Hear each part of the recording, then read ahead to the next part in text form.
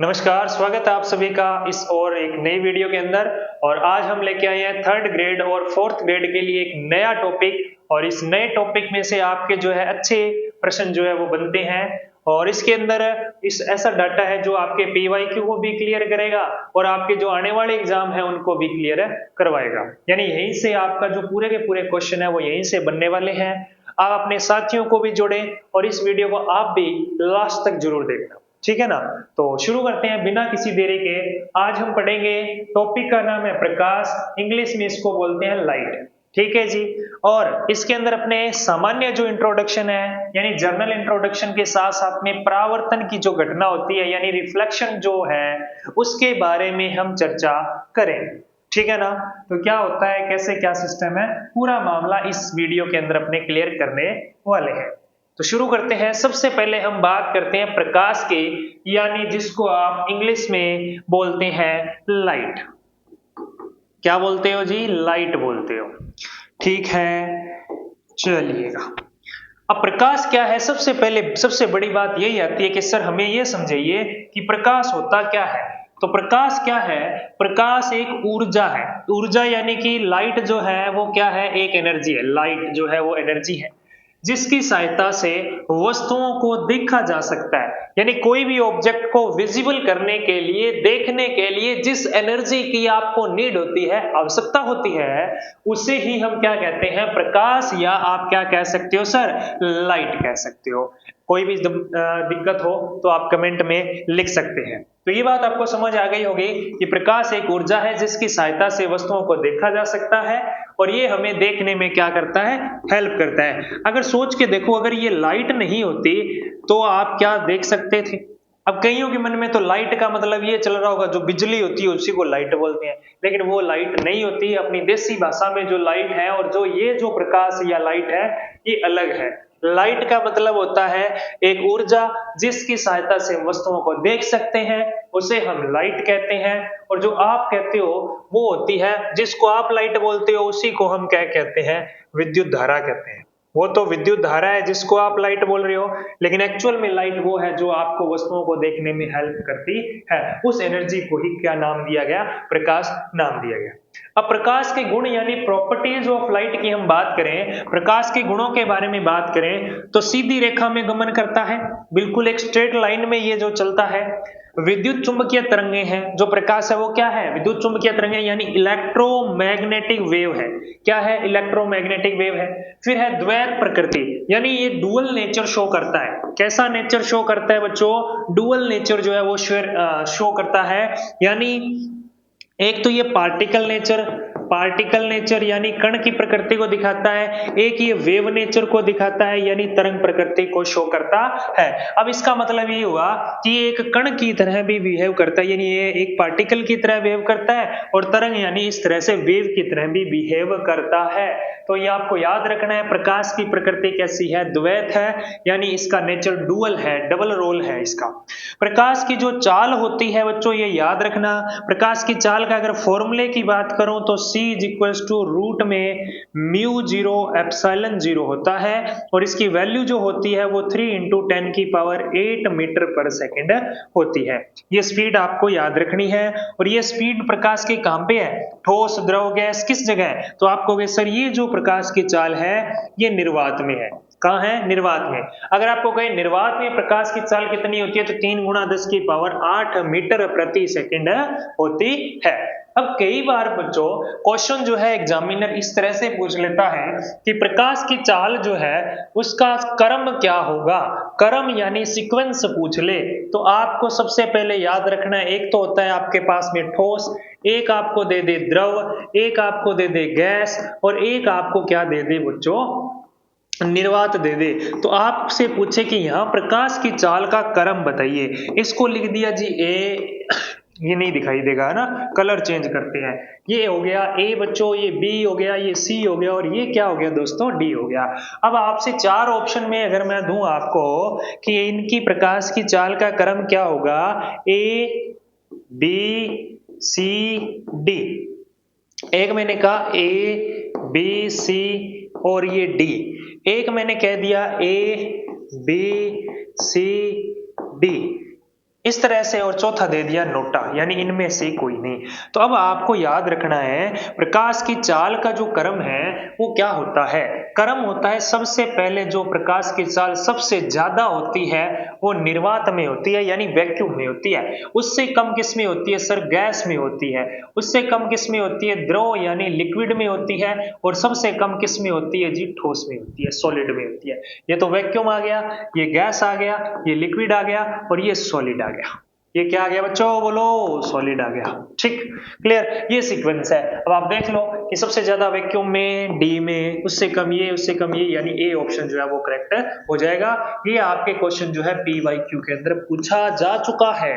Clear, तो आपको पहले से तैयार करके रखना है, हो सकता है आपके एग्जाम के अंदर भी ये छप जाए।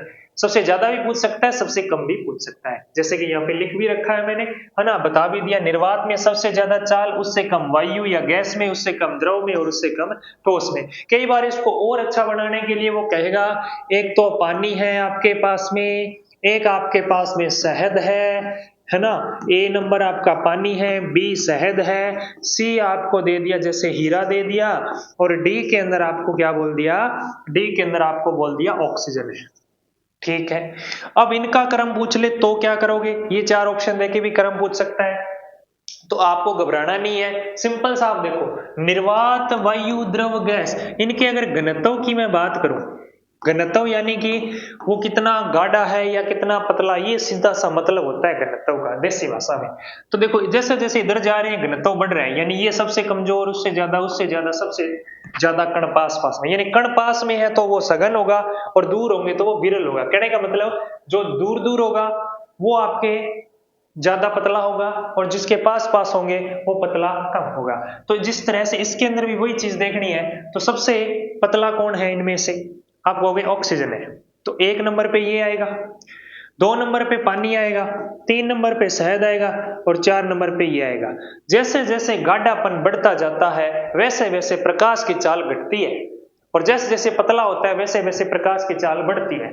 तो सबसे ज्यादा प्रकाश की चाल किसमें और सबसे कम, ये कौन सा क्रम हो गया, 1 2 3 4 वाला, ये जो क्रम है सबसे ज्यादा ऑक्सीजन में होगी, तो ये आपका बढ़ता क्रम है। और बढ़ते क्रम को अगर आपको और अच्छे से लिखना है तो उसको आप लिखोगे अवरोही क्रम। क्या लिखोगे, अवरोही क्रम। एक होता है आरोही क्रम, कौन सा क्रम, आरोही क्रम, यानी घटता क्रम। घटता क्रम जो है आरोही है और बढ़ता क्रम अवरोही है। ठीक है जी, हाँ जी बिल्कुल ठीक है। अब क्या है जी, यहाँ पे आरोही यानी छोटा, छोटे से बड़ा, ठीक है, घटता हो गया, आरोही, है ना। तो इसके अंदर ये, सॉरी उल्टा बोल दिया ना मैंने, ये बढ़ता है और ये घटता क्रम है। तो इस तरह से आप ये सीक्वेंस देख सकते हो।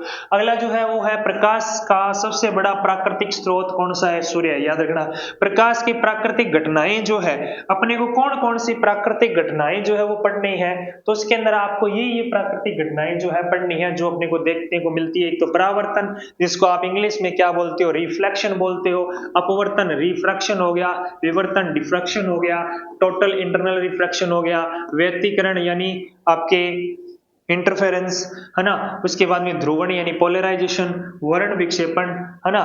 वर्ण विक्षेपण के अंदर क्या होता है, आपकी लाइट जो है 7 कलर में स्प्लिट हो जाती है, प्रकीर्णन यानी स्कैटरिंग। तो इस तरह से ये जो है ये घटनाएं अपने को पढ़ने को मिलेगी, यानी इन से आपके जो क्वेश्चन है वो पूछे जाते हैं। अब बात आती है प्रकाश से संबंधित कुछ शब्दावलियों के बारे में, तो कौन कौन सी शब्दावली है उसके बारे में चर्चा करते हैं। तो सबसे पहले आपको एक शब्द देखने को मिल रहा है, वो है प्रकाश की किरण। दोस्तों किसके बारे में पढ़ना है, प्रकाश की किरण के बारे में। बस आपने घबराना नहीं है, अपने पथ के ऊपर धीरे धीरे आगे बढ़ते जाना है। जब आप किसी भी चीज को पहली बार पढ़ रहे होते हैं, किसी भी टॉपिक को, तो आपको ये लगता है ये कौन सा टॉपिक है, ये इतना कैसे, मतलब थोड़ा अपने को टफ लगता है। तो ऐसा नहीं, घबराना नहीं है अपने को। धीरे धीरे जब आप इसको दूसरी से तीसरी से चौथी बार पढ़ोगे, तो आप जब दूसरी बार पढ़ोगे तो पहली बार की तरह आपको नहीं लगेगा, और जैसे तीसरी बार पढ़ोगे तो आपको दूसरी बार से बेटर लगेगा। लगेगा। यानी हर बार जैसे जैसे पढ़ते जाओगे निखरते चले जाओगे और आप अच्छे से क्वेश्चन को अटेम्प्ट कर पाओगे। अगर आपको कोई भी डाउट लगे, कोई भी समस्या लगे तो आप कमेंट बॉक्स के अंदर अपने विचार जो है वो लिख सकते हैं, क्वेश्चन जो है वो लिख सकते हैं, ठीक है ना। तो सबसे पहले प्रकाश की किरण। प्रकाश की किरण का मतलब जैसे मान लो ये सूर्य का प्रकाश है, यहां से आपकी जो सूर्य की किरणें हैं वो क्या हो रही है, आपतित हो रही है। यानी यहां से सूर्य की किरणें इस तरह से आ रही है। तो ये जो है इस तरह से एक स्टार्टिंग पॉइंट हो गया और लास्ट में एंडिंग पॉइंट आपका है ही नहीं। यानी इस तरह से ये कंटिन्यू चलती जाएगी जब तक इसके आगे कोई वस्तु नहीं आ जाती। जैसे वस्तु आ गई तो वो रुक जाएगी, वस्तु को हटाने पे फिर वो आगे चलती जाएगी, यानी अनंत तक चलती है। उसे हम क्या कहते हैं, प्रकाश की किरण कहते हैं। यानी जिसका एक स्टार्टिंग पॉइंट होता है और एंडिंग पॉइंट की तरफ तीर का निशान होता है, उसे किरण कहते हैं। और जो प्रकाश के द्वारा बनती है तो उसको हम प्रकाश किरण कह देते हैं।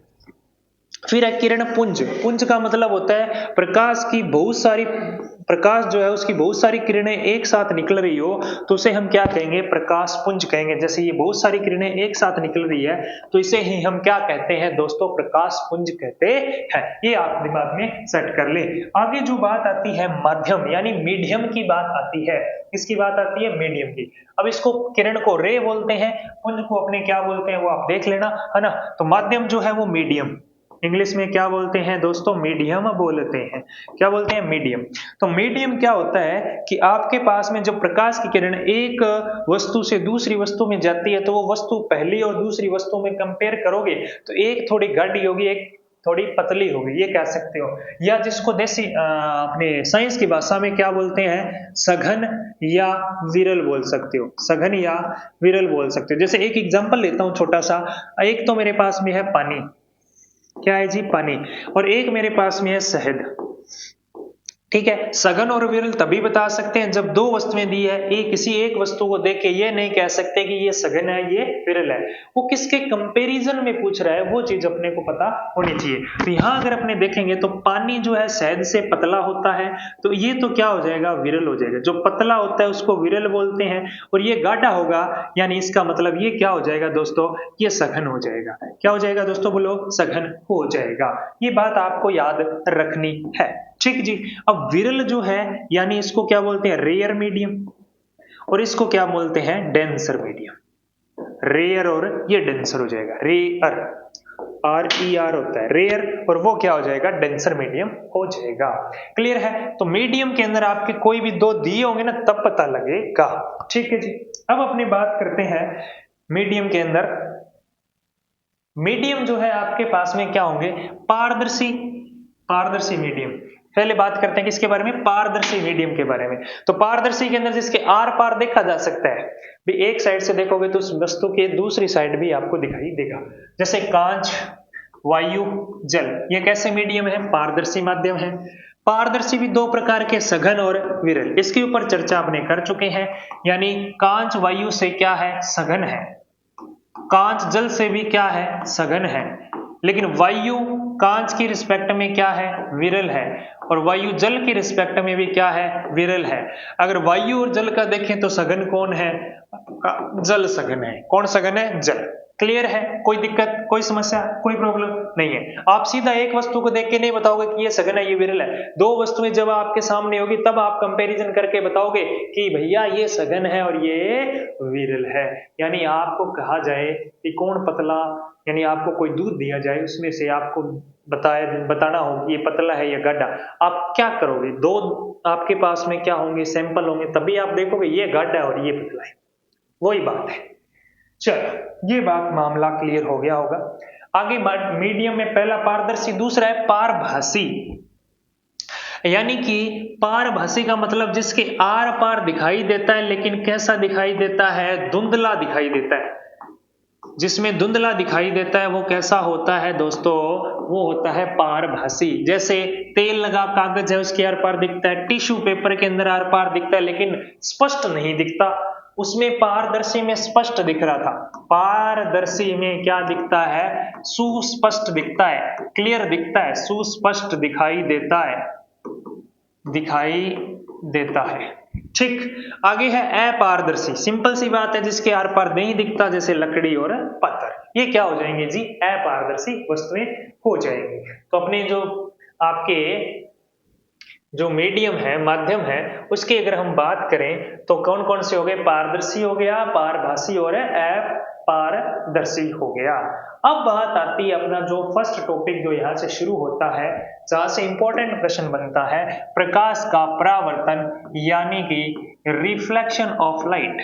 क्या है दोस्तों? Reflection of light, reflection of light. ठीक, कोई मामला, कोई भी इशू हो तो बताना। देखो इसके अंदर क्या होता है कि जब कोई एक इस तरह से आपके पास में क्या है, एक चिकना सरफेस है और एक तरफ पॉलिश कर दी, ठीक है, यानी ये परावर्तक पृष्ठ है। कैसा पृष्ठ है? परावर्तक पृष्ठ है, जैसे दर्पण होता है, परावर्तक पृष्ठ। परावर्तक पृष्ठ का मतलब है जिसके अंदर प्रकाश की किरण टकरा के और आर पार नहीं हो, वो कौन सी हो जाएगी? आपकी परावर्तक पृष्ठ हो जाएगी। यानी एक कोई कांच की पट्टिका थी, उसके एक तरफ मैंने पॉलिश कर दी, तो वो जो आपके पास में बनेगा ना, उसी को परावर्तक पृष्ठ बोल रहा हूं। अब होता क्या है, ध्यान देना, थोड़ा सा ध्यान से समझना। एक प्रकाश की किरण आपतित हो रही है। आपतित का मतलब सूर्य से आने वाली प्रकाश किरण को क्या कहते हैं दोस्तों? आपतित प्रकाश किरण कहते हैं। क्या कहते हैं? बोलो, आपतित किरण कहते हैं। ठीक है, हाँ जी, आपतित किरण होगी। उसके बाद में क्या करना है, यहां से जो वापस जाएगी टकरा के उसी माध्यम में जाएगी, इसको कहते हैं परावर्तित किरण। क्या कहते हैं? परावर्तित किरण कहते हैं। अब आपको सर ये बात समझ आ गई कि एक प्रकाश किरण आई, टकराई और वापस चलेगी, ठीक है। ये वापस चले जाने की जो घटना है उसे ही हम क्या कहते हैं? परावर्तन या रिफ्लेक्शन कहते हैं। यानी कि प्रकाश की वह घटना जिसके अंदर एक प्रकाश किरण किसी माध्यम या किसी अवरोधक या किसी परावर्तक पृष्ठ से टकराकर उसी माध्यम में वापस लौट जाए, तो इस घटना को प्रकाश का परावर्तन कहते हैं। ये बात अपनी खोपड़ी में सेट कर लेना। उसके बाद में आपके पास एक आपतित किरण होती है, एक परावर्तित किरण होती है और एक परावर्तक पृष्ठ होता है। अब एक चीज और याद रखनी है, जिस बिंदु पर आपतित किरण और परावर्तित किरण परावर्तक पृष्ठ पे टकराते हैं, यानी इस पॉइंट पे टकराए, उस पॉइंट पे खींची गई जो अभिलंब है, अभिलंब का मतलब होता है 90 डिग्री पे जो लाइन बना रहे हो, जिसको आप इंग्लिश वाले क्या बोलते हो? नॉर्मल बोलते हो। हिंदी वाले क्या बोलते हैं इसको? अभिलंब बोलते हैं, ठीक है। खींचा गया लंब क्या है? अभिलंब। आपतित किरण को क्या बोलते हैं? Incident ray. क्या बोलते हैं? इंसिडेंट रे बोलते हैं। और इसको क्या बोलते हैं? रिफ्लेक्टेड रे बोलते हैं, ठीक है जी। ये आपकी इंसिडेंट आपतित किरण हो गई, सूर्य से आने वाली, टकरा के वापस जा रही है, परावर्तित है। और जो 90 डिग्री पे लाइन बनाई वो क्या है? अभिलंब है। अब ध्यान देना बच्चों, ये जो बता रहा हूं ये इंपॉर्टेंट है। इस अभिलंब और इस किरण, कौन सी किरण? आपतित किरण के बीच में कोण बन रहा है जिसको आई से डिनोट करते हैं। ये अभिलंब है और ये परावर्तित किरण यानी रिफ्लेक्टेड रे, इनके बीच में कोण बनता है जिसको आर कहते हैं। अब ध्यान देना, कोण आई जो है वो आपतित के बीच और अभिलंब के बीच है, तो इसको आपतन कोण, इंसिडेंट कोण कहते हैं। कोण यानी angle, incident angle, incident angle, ठीक। दूसरा जो है आर, आर को क्या बोलते हैं? परावर्तन कोण बोलते हैं। क्या बोलते हैं? परावर्तन कोण। परावर्तन कोण का मतलब क्या हो गया? रिफ्लेक्टेड रे, सॉरी, रे तो अपने पढ़ चुके हैं, ये एंगल आएगा। क्या आएगा दोस्तों? एंगल आएगा, ठीक। आई आपतन कोण यानी इंसिडेंट एंगल हो गया, आर परावर्तन कोण यानी रिफ्लेक्टेड एंगल हो गया। ये बात क्लियर हो गई होगी। यानी इसके और इसके बीच में जो कोण है वो आई है, इसके और इसके बीच में कोण है वो आर है। अब इसका क्या फायदा है वो भी देखो, परिभाषा देख लो क्या है। किसी चमकदार सतह से प्रकाश किरणों का वापस उसी माध्यम में लौटना प्रकाश का परावर्तन कहलाता है। समझ चुके हैं। इसमें क्या क्या आया? आपतित किरण बता दी, परावर्तित किरण, अभिलंब, आपतन कोण और परावर्तन कोण। यहाँ डायग्राम भी दिख रहा होगा। ये आपका क्या है? दर्पण है या चिकनी सतह हो गई। ये आपतित किरण आ रही है, ये परावर्तित किरण हो गई, ये आपका अभिलंब हो गया, ये आपका आपतन कोण हो गया, ये आपका परावर्तन कोण हो गया। इसको आई से लिखते हैं, इसको आर से लिखते हैं। अरे कोई दिक्कत है क्या? बोलो, कमेंट बॉक्स में लिख के बताओ। अभी लिखो जस्ट नाउ। ओके, आगे देखो, परावर्तन की प्रकार की बात करता हूं मैं। ये तो परावर्तन के दो प्रकार होते हैं। कितने प्रकार होते हैं? दो प्रकार होते हैं। एक तो है नियमित परावर्तन, एक है विसरित परावर्तन। ये दो डायग्राम आपको दिख रहे होंगे। एक में तो बिल्कुल सतह सीधी की सीधी है, एक में इस तरह से ऊबड़ खाबड़ ऊंची नीची है। सीधी सी बात ये है। तो अगर आपका परावर्तन जो है वो आपके चिकनी सतह से हो रहा है, किससे हो रहा है? चिकनी या समतल सतह बोल सकते हो। अगर परावर्तन किससे हो रहा है? चिकनी सतह से हो रहा है, ठीक है, तब तो वो कौन सा है? नियमित परावर्तन। अगर परावर्तन आपकी खुरदरी सतह से हो रहा है, किससे हो रहा है? खुरदरी सतह से हो रहा है उबड़ खाबड़ जगह से, तब वो अनियमित है। तब वो क्या है? बोलो, अनियमित परावर्तन होगा। परावर्तन कितने प्रकार के? दो। एक तो नियमित है और एक कौन सा है? विसरित है।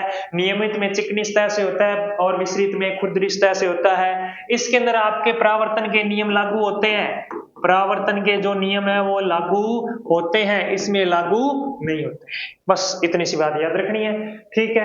आगे बात आती है, ये जो मैं अभी बताने जा रहा हूं, ये आप जितने तारे लगा सकते हो लगा लेना।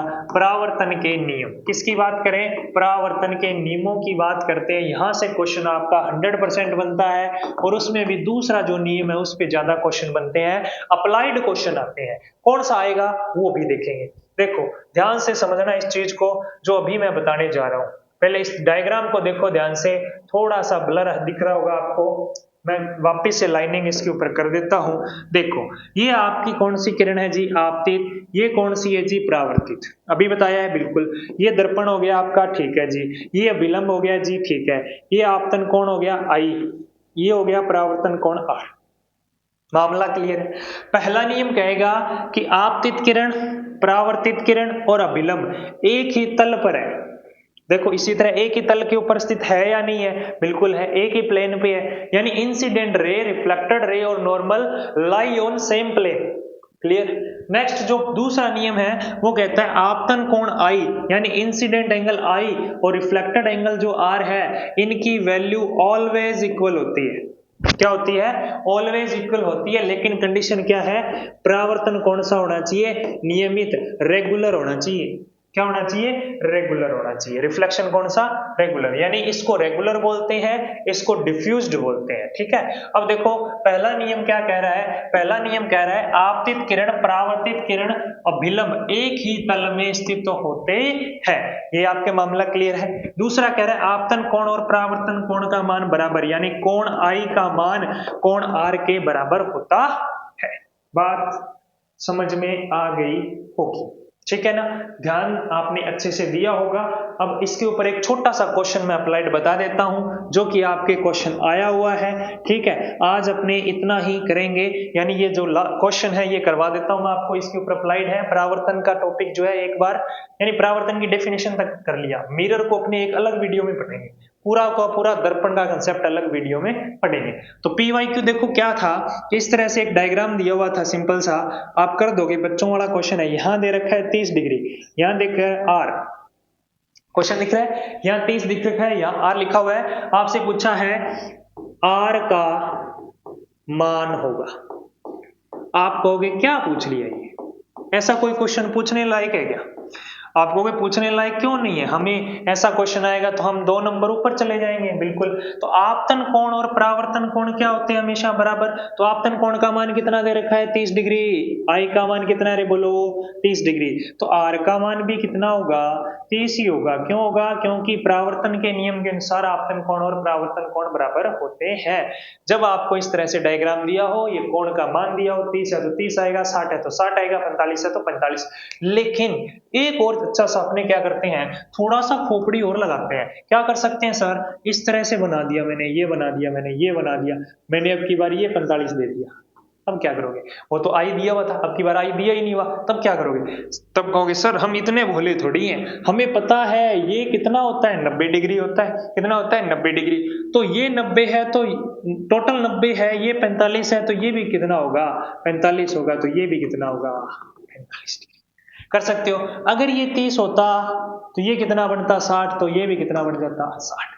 इस तरह से एक क्वेश्चन में अपने 3 क्वेश्चन जो है वो कर लिए हैं। तो ये आपके दर्पण और परावर्तन का जो टॉपिक था इजी वे में वो अपना क्या हो गया है जी, कंप्लीट हो गया है। इसके अंदर जो आपके परावर्तन अपवर्तन पढ़ेंगे, परावर्तन की डेफिनेशन आ गई या प्रकार आ गए हैं, नियम आ गए हैं, प्रकाश के गुण अपने पढ़ लिए और प्रकाश किसे कहते हैं, ये जो टॉपिक है ये अपना पार्ट 1 का वीडियो जो है वो कंप्लीट होता है।